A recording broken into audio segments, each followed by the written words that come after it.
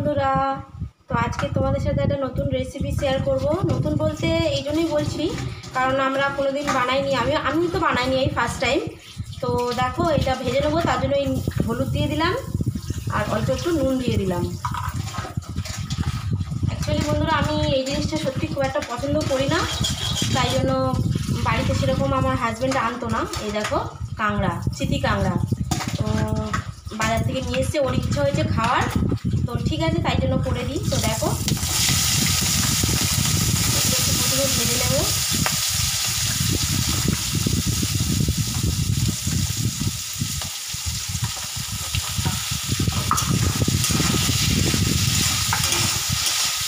কাঁকড়া তো তোমরা সবাই খেয়েছো, কেমন লাগে জানাবে। আমি কাঁকড়াটা খাই না, খুব একটা গন্ধ লাগে বলে, তো আমার বর খাবে বলেছে, তাই জন্য আমি একটু বানিয়ে দিচ্ছি।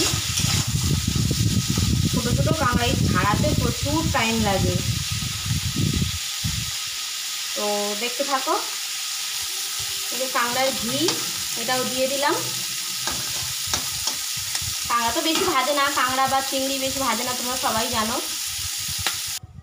তো বন্ধুরা দেখো, কাঁকড়াটা এই হচ্ছে ভেজে নিয়েছি, ওই কড়ার মধ্যেই তেল দিয়ে দিয়েছি, যেহেতু ঘি আছে।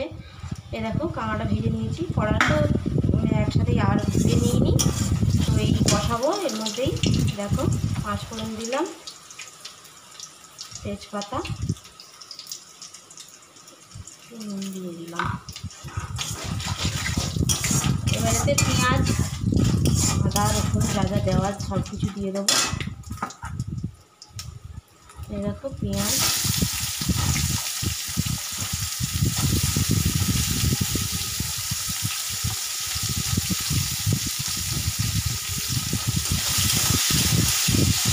পেঁয়াজটা একটু লাল লাল করে ভেজে নিই।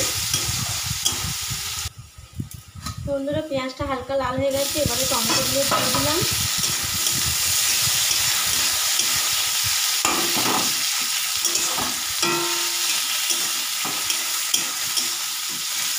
টমেটো দিয়ে দিয়েছি, আর এর মধ্যে এই পেস্টের মধ্যে আদা রসুন আর গোটা শুকনো লঙ্কা পেস্ট করা আছে, এটাই দিয়ে দেবো।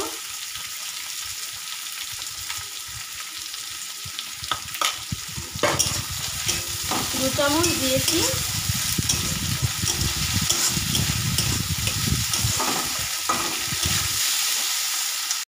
তো বন্ধুরা আমি এতে একটু আলু দিয়ে বানাবো, তোমরা আলুটা নাও দিতে পারো, তো আমরা একটু আলু দিয়েই বানাবো। ছোটো ছোটো করে, যদি ছোটো কাঁকড়া তাই জন্য ছোটো ছোটো করে আলুটাও কেটে নেওয়া হয়েছে, তোমরা এটা স্কিপ করতে পারো। তো আলুটা দিয়ে একটু ভালো করে কষে নেবো। এখনও হলুদ নুন মশলা কিছুই দেওয়া হয়নি, এগুলো দিয়ে দেবো। এগুলো দেখো সব মশলা দিয়ে দিয়েছি, নুন হলুদ কাশ্মীরি রেড চিলি পাউডারটাও দিয়েছি একটু কালার হওয়ার জন্য। তো যাই হোক কষাই। তো বন্ধুরা দেখো এই কষা মোটামুটি আমার হয়ে এসছে। এবার একটু অল্প জল দেবো, যেহেতু আলুটা কাঁকড়াটা একটু সিদ্ধ হওয়ার ব্যাপার আছে, তো তাই জন্য একটু জল দেবো। সব মশলা দেওয়া হয়ে গিয়ে কষা হয়ে গেছে, এবার একটু জল দিয়ে দিলাম। বন্ধুরা এই জল দিয়ে দিচ্ছি, দিয়ে এবার এই কাঁকড়াগুলো দিয়ে দিচ্ছি, একটু সিদ্ধ হবে তো তাই আগে থাকতে একটু দিয়ে দিলাম। বেশি জল দিইনি, এটা একদম মাখা মাখা করে নামিয়ে নেব।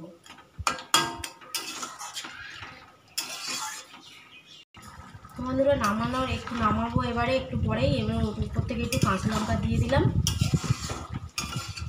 দেখো তরকারি কিন্তু আমার অলরেডি হয়ে এসছে, কালারটা জাস্ট দেখো বন্ধুরা কিরকম লাগছে, দেখো কালারটা।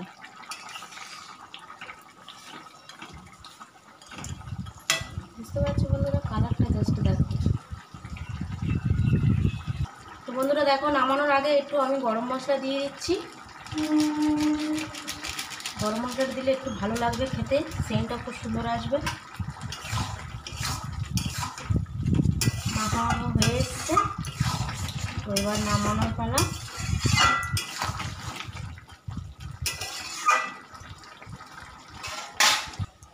তো বন্ধুরা দেখো আমার কাঁকড়ার রেসিপি রেডি, তো একদম মাখা মাখা কি সুন্দর করেছি।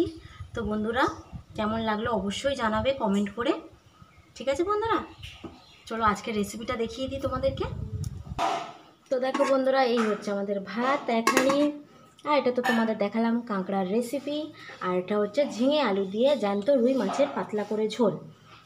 তো এই আমাদের দুটো পদ আর ভাত, তো এই হচ্ছে আমাদের লাঞ্চ আজকের।